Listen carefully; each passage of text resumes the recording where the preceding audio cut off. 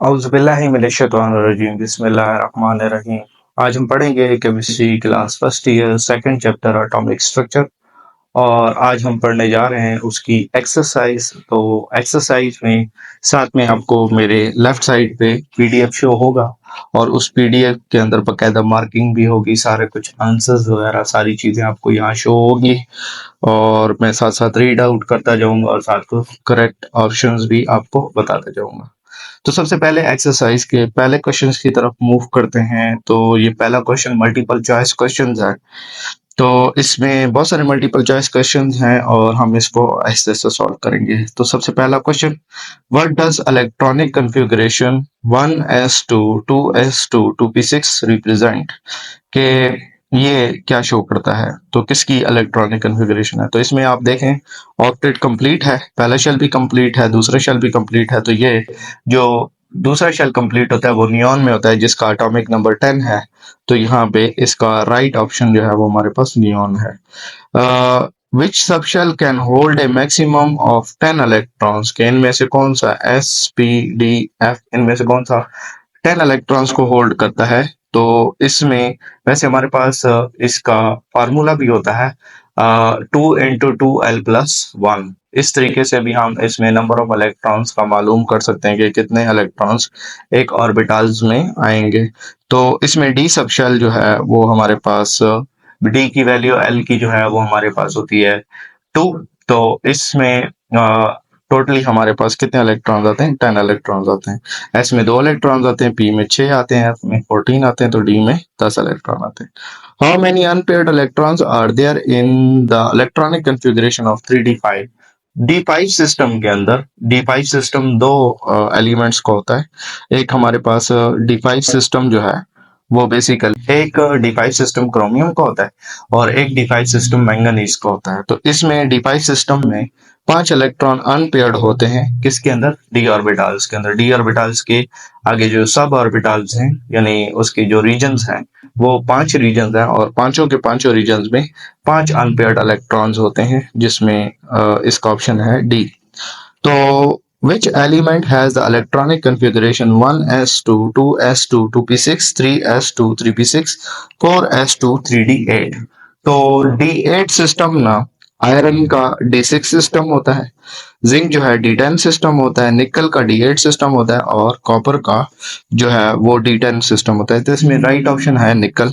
इसका atomic number जो है वो 28 होता है और निकल और आयरन का 26, जिंक का जो है वो हमारे पास क्या होता है 30, कॉपर का जो है वो 29 होता है। तो निकल जो है हमारे पास राइट ऑप्शन है।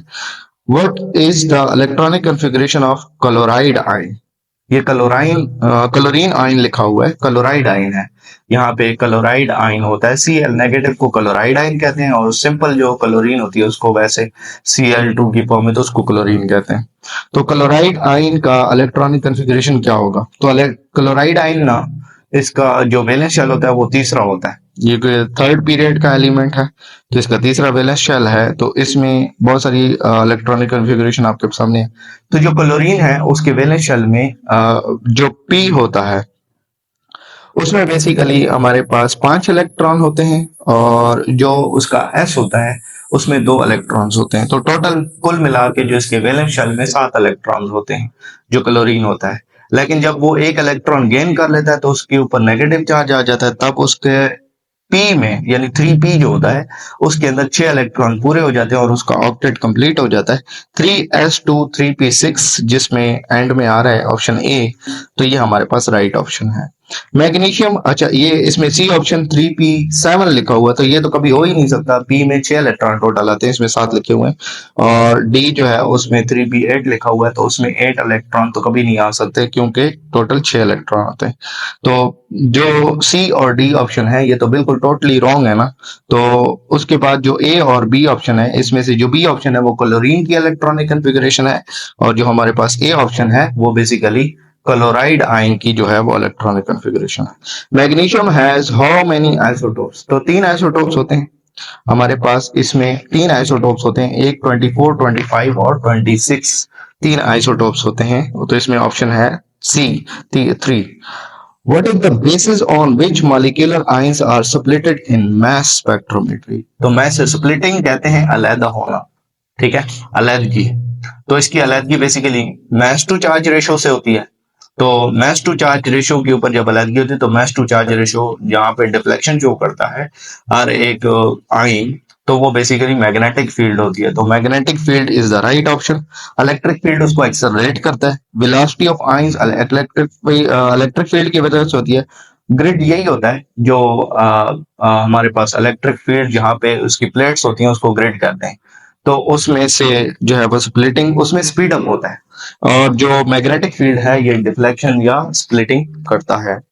What is orbital is sausage shape. Sausage एक स्पेशल शेप होती है, एक खाने वाली चीज है सॉसेज, और उसकी एक खास शेप होती है। मैं आपको पिक्चर भी शो कर देता हूँ उसकी, तो उस पिक्चर में आपको नजर आ रहा होगा कि सॉसेज शेप कैसी होती है।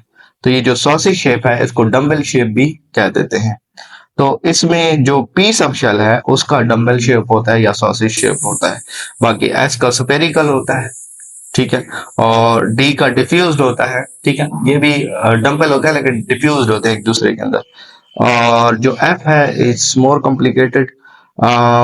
उसके बाद ninth, electrons tend to reside separately in the degenerate orbital. This is called Aufbau principle, Pauli exclusion principle, Hund's rule, Pajan's rule. Pajan rule आपने पढ़ा ही नहीं है, तो जो चीज आपने पढ़ी नहीं है तो इसका मतलब है वो ऑप्शन का ऐसा नहीं होगी। बाज़ औक़ात कुछ बच्चे होते हैं ना, तो वो क्या करते हैं कि ऐसे एमसीक्यूज की पढ़ने लगा देते जो उन्होंने कभी पढ़ा ही नहीं होता। अक्सर मैंने अपने स्टूडेंट्स देखे हैं जो ऐसे ऑप्शन की ऊपर टिक करते हैं जो बिल्कुल उन्होंने कभी सरे से उसका नाम भी नहीं सुना होगा, और उनको लगेगा कि वही ऑप्शन ठीक है। मतलब आपका सेंस यहाँ पे काम नहीं करता कि एक चीज हमने पढ़ी नहीं है तो उसके बारे में हमसे कैसे पूछा जा सकता है। या उस फॉर एग्जांपल मैं अक्सर औकात ऐसे एमसीक्यूज देता था जिसमें कोई नई टर्म यानी फर्स्ट ईयर की नाइन्थ में ऐड कर देता था या 10th में ऐड कर देता था, या कोई बीएस वाली चीज जो है वो फर्स्ट ईयर सेकंड ईयर में ऐड कर देता था। तो वो ऑप्शन पूरे करने के लिए मैं ऐसा करता था।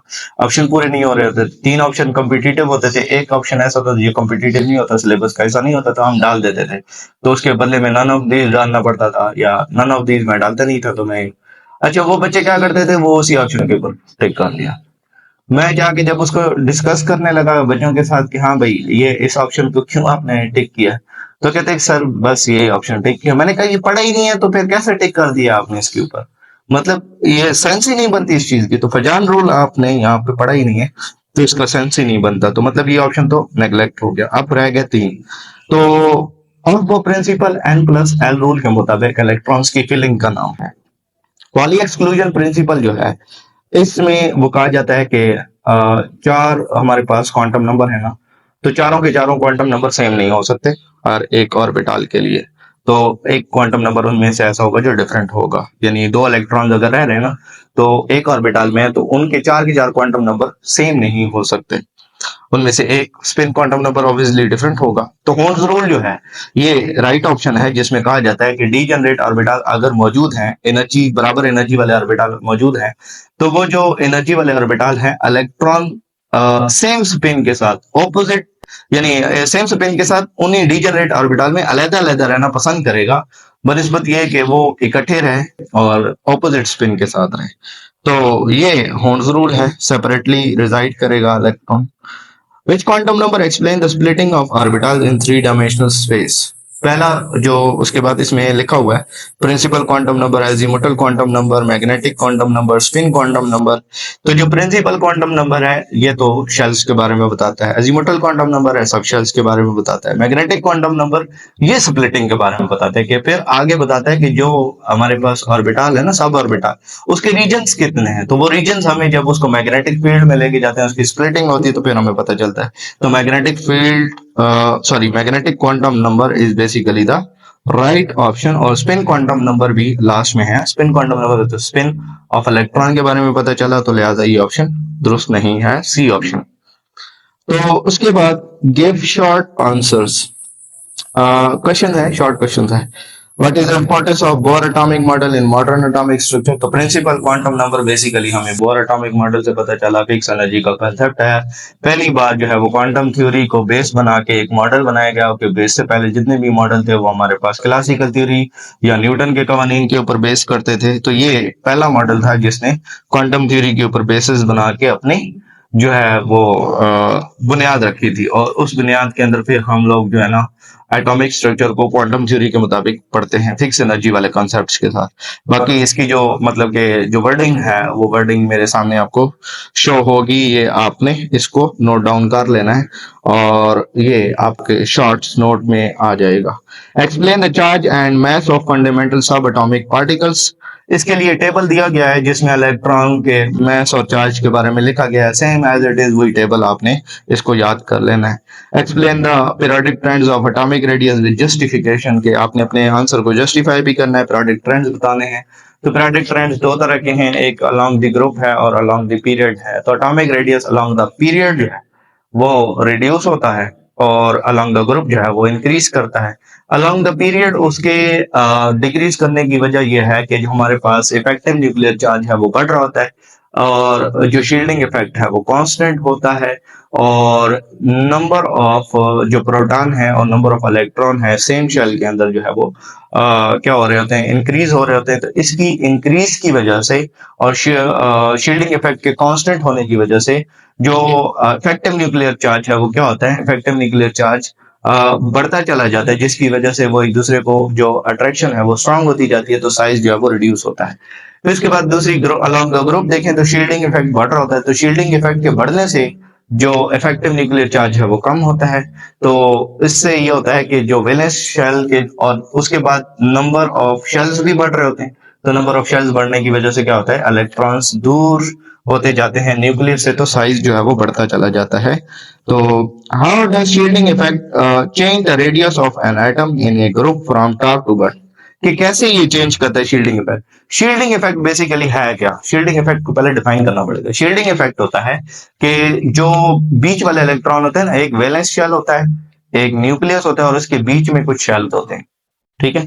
पहले पीरियड में ऐसा केस अप्लाई नहीं होता क्योंकि उसका पहला शेल ही जो है वो वैलेंस शेल है, उसके अंदर ये अप्लाई नहीं होता। दूसरे के बाद ये कहानी शुरू होती है जब आप दूसरा शेल जो है वो होता है, फिर तीसरा शेल होता है, फिर चौथा शेल होता है। उन शेल के अंदर जो बीच वाले शेल होते हैं, जैसे फॉर एग्जांपल वैलेंस शेल 3 है, तो उसके 1 और 2 जो है वो इन बिटवीन शेल होंगे। अब इन बिटवीन शेल के अंदर जो मौजूद इलेक्ट्रॉन्स होते हैं, ये फोर्स ऑफ अट्रैक्शन को कम कर देते हैं वैलेंस इलेक्ट्रॉन्स के लिए। ये जो फोर्स अट्रैक्शन के अंदर जो कमी है, तो इस कमी की वजह से क्या होता है, इफेक्टिव न्यूक्लियर चार्ज जो है वो कम हो जाता है। इफेक्टिव न्यूक्लियर चार्ज में कमी आ जाती है क्योंकि वो जो वैलेंस इलेक्ट्रॉन है जो उनको फोर्स ऑफ अट्रैक्शन मिलना चाहिए था वो उनको नहीं मिलता, और इस वजह से क्या होता है कि वो इलेक्ट्रॉन जो है वो दूर होते जाते हैं और साइज इस तरीके से बढ़ता चला जाता है। तो शील्डिंग इफेक्ट इंक्रीज करके, क्योंकि ग्रुप में ये इंक्रीज करता है, तो शील्डिंग इफेक्ट इंक्रीज होगा तो इफेक्टिव न्यूक्लियर चार्ज क्या हो जाएगा, कम हो जाएगा, तो इस वजह से साइज जो है वो बढ़ेगा। Why is the cation always smaller than parent atom and anion is always bigger than parent atom? Cation smaller क्यों होता है? केटाइन स्मॉलर इस वजह से होता है कि एक इलेक्ट्रॉन आपने उसमें से निकाल दिया पीछे, क्योंकि न्यूट्रल एटम के अंदर क्या होता है, इलेक्ट्रॉन और प्रोटॉन की तादाद बराबर होती है। तो एक इलेक्ट्रॉन जब आपने कम कर दिया उन बराबरी वाली तादाद में से, तो इलेक्ट्रॉन हो गए कम, प्रोटॉन हो गए ज्यादा। अब अट्रैक्शन बढ़ जाएगा न्यूक्लियस का वो जो रेस्ट ऑफ इलेक्ट्रॉन्स हैं उनके ऊपर, तो इस वजह से वो इलेक्ट्रॉन थोड़े थोड़े करीब आ जाए, और उसकी करीब आने की वजह से जो साइज है एटॉमिक साइज वो कम हो जाएगा। और जो हमारे पास एनाइन है, एनाइन के अंदर क्या होगा, आपने एक इलेक्ट्रॉन और ऐड करना है। पहले इक्वल नंबर ऑफ इलेक्ट्रॉन्स हैं, ठीक है, जो न्यूक्लियस के अंदर प्रोटॉन है और जो इलेक्ट्रॉन है वो बराबर हैं। अब एक और इलेक्ट्रॉन आपने ऐड किया, तो अब प्रोटॉन की तादाद इतनी नहीं है कि वो इनकमिंग इलेक्ट्रॉन को उस तरह से अट्रैक्ट करे या साइज के अंदर इंक्रीज ना आने दे। तो क्या होता है कि वो इलेक्ट्रॉन जो है वो इनकमिंग जो होता है, तो उसको जो रेस्ट ऑफ इलेक्ट्रॉन जो शेल में मौजूद है वो उसको रिपेल करते हैं, तो उसकी रिपल्जन की वजह से वो थोड़ा थोड़ा साइज जो है वो उस कंपनसेट करता है उसको। तो फिर कंपनसेट करने की वजह से क्या होता है कि उसमें जो साइज है वो थोड़ा बढ़ जाता है। तो उसके बाद next question, explain how does different spectral series originate in hydrogen spectrum. Spectral series क्या होती हैं और ये तो हमारे पास जो हाइड्रोजन एटम के अंदर जो इलेक्ट्रॉन है वो ट्रांजिशंस करता है। वो क्या करता है कि पहले शेल से जंप करके किसी भी शेल में जा सकता है, दूसरे, तीसरे, चौथे, पांचवें, छठे, या इंफिनिटी में भी जा सकता है। इंफिनिटी वो रीजन होता है जो एटम से बाहर वाला रीजन है। फिर इसी तरह से दूसरे से भी जा सकता है, तीसरे से भी इसे जंप करके उनके हायर जो ऑर्बिटल है उनमें जा सकता है, चौथे से भी जा सकता है, तो पांचवे से भी जा सकता है। सारे मतलब मैं उनके सारों को कैलकुलेट कर, अच्छा वो इलेक्ट्रॉन फिर वापस आएगा। ऐसा तो पहले एक्साइट होगा, फिर डी एक्साइट होगा, डी एक्साइट होके किधर आएगा, जिस भी शेल में आ रहा है, पहले शेल में आ रहा है, जहां से भी आ रहा है, चाहे इंफिनिटी से आ रहा है, 6, 5, 4, 3, 2 जिससे भी आ रहा है, पहले शेल में आ रहा है। तो पहले शेल में जब आएगा तो उसमें वो एक स्पेक्ट्रम, एक यानी उसके ने जो एनर्जी एब्जॉर्ब की थी जाने के लिए, वही एनर्जी वो इमिट करेगा। तो वो जो एनर्जी की वैल्यू है, अगर वो मैच करेगी किसी भी इलेक्ट्रोमैग्नेटिक रेडिएशन से, तो हम इसको स्पेक्ट्रम कहते हैं। ठीक है, तो पहले शेल में आने वाले जो इलेक्ट्रॉन होते हैं, उन सारे जो इलेक्ट्रॉन हैं उनकी एनर्जी जो जंप करके पहले में आ रहे हैं, कहीं से भी आ रहे हैं, तो उनकी एनर्जी यूवी रेडिएशन के बराबर होती है, तो हम इसको लेमन सीरीज कहते हैं। दूसरे में आने वाले जो हैं उनको बामर सीरीज और उसकी जो अल्ट्रावायलेट रेडिएशन है, फिर तीसरे, चौथे, पांचवें उनमें जो है वो पास्टन सीरीज है, ब्रैकेट सीरीज है, फंड सीरीज है, उनकी एनर्जी जो आई आर के बराबर होती है, और वो तीसरे, चौथे या पांचवें में जो है वो जंप करके कहीं से भी तीसरे, चौथे या पांचवें में आके जंप करते हैं। तो इस सारे का कंसेप्ट जो है वो इसको कहते हैं हाइड्रोजन स्पेक्ट्रम। तो ये जो लाइंस शो हो रही है, इसमें जो यूवी वाली लाइन है वो सेकंड ऑर्बिटल में शो होती है कि कहीं से इलेक्ट्रॉन ने जंप किया और जंप करके डी एक्साइट होके वापस आ रहा है किधर, टू में। तो वो एनर्जी जो उसने एब्जॉर्ब करके गया था वो एनर्जी अब इमिट करेगा, उसी वो रेडिएशंस की फॉर्म में होती है, तो उसकी स्टडी जो है वो स्पेक्ट्रल लाइंस होती हैं। ठीक हो गया? अच्छा जी, और उसकी डायग्राम आपको शो हो रही होगी, उस डायग्राम के अंदर आप देख सकते हैं। एक्सप्लेन हाउ डज, सॉरी ये क्वेश्चन हो गया। Seven question, explain the magnetic quantum number in detail. Why do so s orbital have only one value of the magnetic quantum number को डिटेल से, तो मैग्नेटिक क्वांटम नंबर यही है कि splitting of orbital जो है, यानी उसकी जो स्पेक्ट्रल लाइन है वो स्प्लिट होंगी मैग्नेटिक फील्ड के अंदर। तो जितनी स्प्लिट होंगी, जितने उसके रीजन्स बनेंगे, हम उसके एतबार से उसको नंबर जो है वो दे देंगे। वो 0 भी हो सकता है, +-1 भी हो सकता है, +-2 भी हो सकता है, +-3 भी हो सकता है। तो एस के लिए एक ही वैल्यू क्यों है, 0 वैल्यू मैग्नेटिक क्वांटम नंबर, क्योंकि उसका स्प्लिटिंग शो ही नहीं होती, उसके अंदर कोई स्प्लिटिंग नहीं होती। सिमेट्रिकली जो है वो सफेरिकल शेप है उसकी, तो सफेरिकल शेप के अंदर मजीद उसके अंदर स्प्लिटिंग नहीं होती। तो स्प्लिटिंग ना होने की वजह से उसकी जो वैल्यू है मैग्नेटिक फील्ड की, मैग्नेटिक क्वांटम नंबर की, वो 0 आती है। तो हम इस वजह से हम कह देते हैं कि एस ऑर्बिटल का 1 वैल्यू यानी 0 वैल्यू है। 1 वैल्यू इज यानी 1 फिगर है उसका, 0 फिगर है उसका। वैसे अगर उसकी 3 वैल्यूज होंगी तो +1 से लेके -1 तक, यानी +1, 0, -1, फिर इस तरह डी ऑर्बिटल के लिए जो है वो हमारे पास 5 वैल्यूज होती हैं, +2, +1, 0, -1, -2, तो 3 के लिए इसी तरीके से 7 होती हैं। तो एस के लिए 0 वैल्यू होती है, तो इसको 1 फिगर कहा जाता है या 1 क्वांटम नंबर कहा जाता है। Why it is so that two electrons with same spin cannot reside in an orbital? कि दो इलेक्ट्रॉन सेम स्पिन के साथ क्यों नहीं रह सकते? तो सेम स्पिन के साथ ना रहने की बहुत सारी बेसिस है। मेरी वीडियो भी आप देख सकते हैं, उसके अंदर भी मैंने ये सारी चीजें एक्सप्लेन की है जब मैंने स्पिन क्वांटम नंबर को एक्सप्लेन किया। तो इसमें जो टेक्निकल रीजन है वो दो है। एक तो इलेक्ट्रोस्टैटिक फोर्स ऑफ रिपल्जन, उसके कवानीन भी, उसको सेम चार्ज है तो उसको इस वजह से साथ में रिपल्जन तो होगी, एक ऑर्बिटल में रहेंगे। तो फिर सेम स्पिन के साथ जो है वो क्यों ज्यादा रिपेल करेंगे, ये एक बहुत टेक्निकल बात है। इस टेक्निकल बात को मैं एक्सप्लेन करने के लिए आपको बताऊंगा कि जो हमारे पास एक इलेक्ट्रॉन है वो चार्ज स्पीशी है, वो एक टिनी मैग्नेट के तौर पर बिहेव करता है। तो जब उसकी क्लॉकवाइज स्पिन होती है तो उसका नॉर्थ पोल या साउथ पोल एक डायरेक्शन में होता है।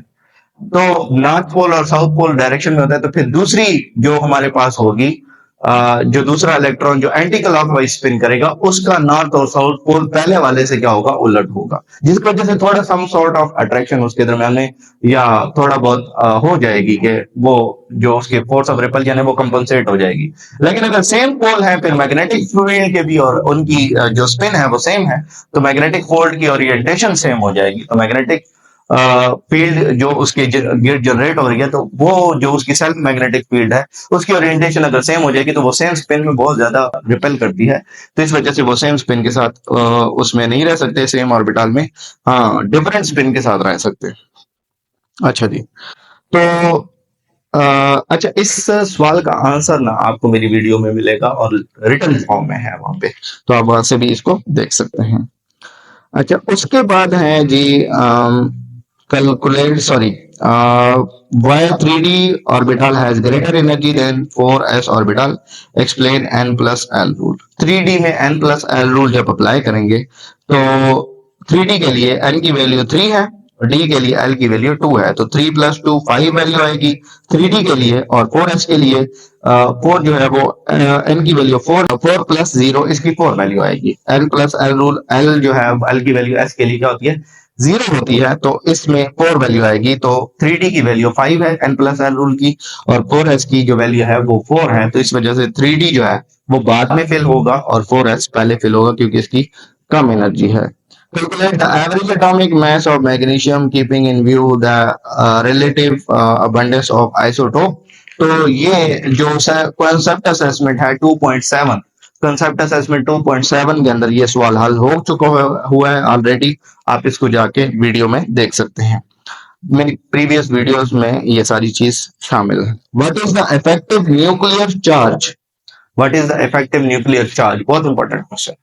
इफेक्टिव न्यूक्लियर चार्ज क्या होता है? इफेक्टिव न्यूक्लियर चार्ज ये होता है कि जो नेट चार्ज है ना न्यूक्लियस का, यानी न्यूक्लियस की फोर्स ऑफ अट्रैक्शन, वो जो वैलेंस इलेक्ट्रॉन फील करते हैं ना, इसको कहते हैं इफेक्टिव न्यूक्लियर चार्ज। यानी इफेक्टिव न्यूक्लियर चार्ज क्या है कि बीच वाले इलेक्ट्रॉन जो है वो न्यूक्लियस को शील्ड करना अगर बंद कर दें, तो फोर्स ऑफ अट्रैक्शन जो है वो इलेक्ट्रॉन को जो फील्ड होगा, तो वो हमारे पास इफेक्टिव न्यूक्लियर चार्ज होगा। तो जो कि शील्डिंग इफेक्ट भी होता है, तो शील्डिंग इफेक्ट की वजह से जो अट्रैक्शन है वैलेंस इलेक्ट्रॉन के लिए जो आखिरी शेल में होते हैं, तो उनके लिए जो फोर्स ऑफ अट्रैक्शन है वो क्या होती जाती है, कम होती जाती है। तो इफेक्टिव न्यूक्लियर चार्ज के अंदर कमी वाकई होती है जब शील्डिंग इफेक्ट बढ़ता है, क्योंकि शील्ड कर लेते हैं उसको, इलेक्ट्रॉन शील्ड कर लेते हैं, एस वाले भी बी वाले भी शील्ड करते हैं।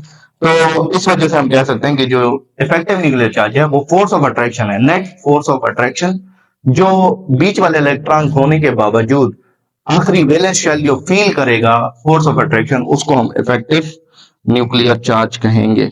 What is the importance of electronic configuration in semiconductor material? Semiconductor material के अंदर इलेक्ट्रॉनिक कन्फिगरेशन ही तो उसको डिफाइन करती है। बेसिकली इलेक्ट्रॉनिक कन्फिगरेशन जो है, अगर तो हमारे पास उनका बैंड गैप जो है, एक वैलेंस बैंड होता है और एक कंडक्शन बैंड होता है, तो वैलेंस बैंड और कंडक्शन बैंड के दरमियान में अगर एनर्जी गैप जो है वो कम है, यानी ना ज्यादा है ना बिल्कुल जीरो है, एनर्जी गैप जो है वो क्या है, कम है, मतलब ये है कि उसको हीट करके वो एनर्जी गैप जो है वो इलेक्ट्रॉन को ट्रांजिशन करवाई जा सकती है वहां पे, यानी वो ट्रांजिशन करके उस स्टेट में जा सकते हैं, एक्साइट हो सकते हैं, तो फिर तो वो हमारे पास सेमीकंडक्टर होगा। लेकिन जिनका बैंड गैप जो है या एनर्जी गैप जो है, जो वैलेंस बैंड और कंडक्शन बैंड के दरमियान में होता है, वो बहुत ज्यादा है, तो फिर उस दौरान में वो इंसुलेटर के तौर पर बिहेव करें, वो सेमीकंडक्टर के तौर पर बिहेव नहीं करेंगे।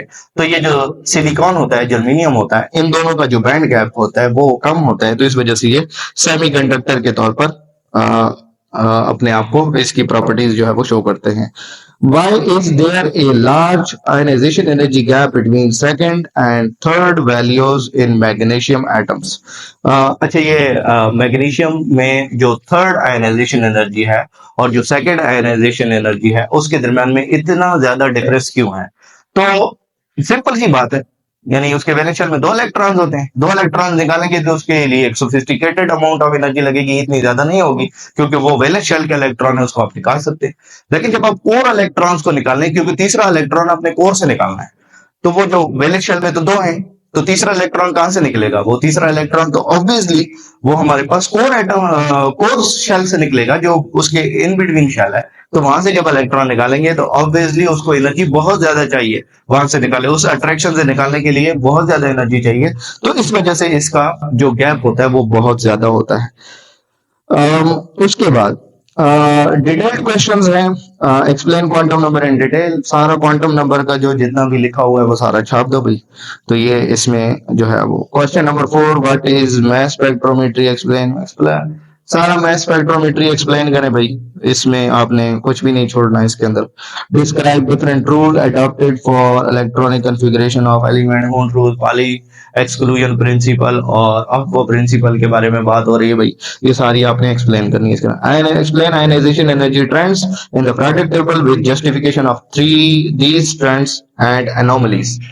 सारा आयनाइजेशन एनर्जी का जो कॉन्सेप्ट है जिसमें एनोमलीज भी एनोमलीज आती हैं। एनोमलीज कहते हैं कि जो नॉर्मल ट्रेंड है ना उससे जो ट्रेंड में थोड़ा चेंज है। बेसिकली मैग्नीशियम और एल्यूमिनियम की बात हो रही है और बेरिलियम और बोरान की बात हो रही है। फिर उसके बाद नाइट्रोजन और ऑक्सीजन की बात हो रही है, सल्फर और क्लोरीन की बात हो रही है, सॉरी फास्फोरस और सल्फर की बात हो रही है। तो इसके दरम्यान में थोड़ा बहुत एनोमलीज हैं, ये आपने इसके अंदर एक्सप्लेन करनी होंगी, जस्टिफाई करनी होंगी।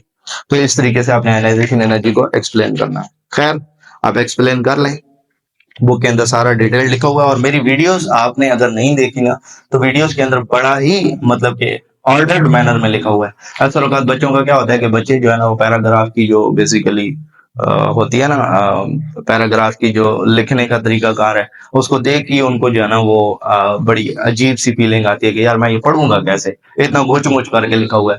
तो आपको मैंने यहाँ पे जो वीडियो है इस वीडियो के अंदर पॉइंट्स की शक्ल में हर एक पैराग्राफ को सॉफ्ट तरीके से लिखा हुआ है, यानी वो इजी टू एब्जॉर्ब है और इजी टू मेमोराइज है। तो आप उसको देख लें और उसको लिख लें और वही चीज जो है वो आप एज इट इज पेपर में लिखें। मेरी सारी वीडियोस आपके लिए नोट्स हैं, इस बुक के जितने भी नोट्स हैं वो आपको मेरी वीडियोस में मिल जाएंगे, तो आप वहां से भी देख सकते हैं। Explore the practical applications of atomic emission spectroscopy. हाँ जी, एटॉमिक एमिशन स्पेक्ट्रोस्कोपी के बारे में हमने पढ़ा था कि लाइन स्पेक्ट्रम कैसे इलेक्ट्रॉनिक कन्फिग्रेशन को डिफाइन करता है, हम इलेक्ट्रॉनिक कन्फिग्रेशन, शेप, इन सारी चीजों के बारे में कैसे पता लगाते हैं। तो पूरी हेडिंग है और मेरी वीडियो भी है इसके ऊपर। बकायदा मैंने इसके अंदर आपको डायग्राम्स के जरिए यानी विजुअल फॉर्म में समझाया है। बुक के अंदर कोई डायग्राम नहीं है, तो आप उसको देखें और उसके अंदर जो भी मटेरियल लिखा हुआ है वो इसमें आपने लिख लेना है। फिर उसके बाद explore the impacts of isotopes on atomic mass calculation. Impact of atomic जो मास है वो जो पीरियोडिक टेबल में लिखा हुआ है वो किस में है, वो पॉइंट्स की शक्ल में लिखा हुआ है। यानी जैसे हाइड्रोजन का है 1.0008, तो मतलब ये जो लिखा हुआ है तो ये बेसिकली क्या है, ये एवरेज एटॉमिक मास है। ठीक है। और जो सिंपल एटॉमिक मास होता है वो पॉइंट्स की फॉर्म में नहीं होता, वो मतलब पॉइंट्स की फिगर में नहीं होता। तो ये जो एवरेज एटॉमिक मास आइसोटोप्स का निकाला जाता है ये इम्पैक्ट है बेसिकली, और इसको एक्सप्लेन करना है एवरेज एटॉमिक मास वाले कॉन्सेप्ट को इसके अंदर, तो आप इसको एक्सप्लेन करें। उसके बाद प्रोजेक्ट जो है express the atomic structure through art. इसके मॉडल्स वगैरह बनाए आप with the help of clay. Clay ये मिट्टी जो होती है। Try to form shapes of 5D orbital. 5D orbital बनाएंगे, बैलून से भी बन सकता है, आप बैलून से भी बना सकते हो। Draw the electronic configuration of all elements till xenon. Xenon तक इलेक्ट्रॉनिक कन्फिगरेशन को एक चार्ट के ऊपर लिख लें या ऐसा कुछ कर लें। तो ये प्रोजेक्ट्स आप, मुझे खुशी होगी अगर आप अपने प्रोजेक्ट्स की वीडियोस बना के मुझे भेजते हैं और मैं आपकी जो वीडियोस है ना वो अपने चैनल के ऊपर लगाऊंगा। जितने भी स्टूडेंट्स ये प्रोजेक्ट्स बना के उसकी जो सॉफ्ट वीडियोस हैं वो भेजेंगे अपनी उसके साथ पिक्चर के साथ जो है ना वो बीच में या वीडियो बना लें, शॉर्ट वीडियो, तो एक प्रोजेक्ट जो है वो उसकी एक अलग से वीडियो जो है वो मैं अपने चैनल पे लगा दूंगा। तो ऐसा हो सकता है बेसिकली।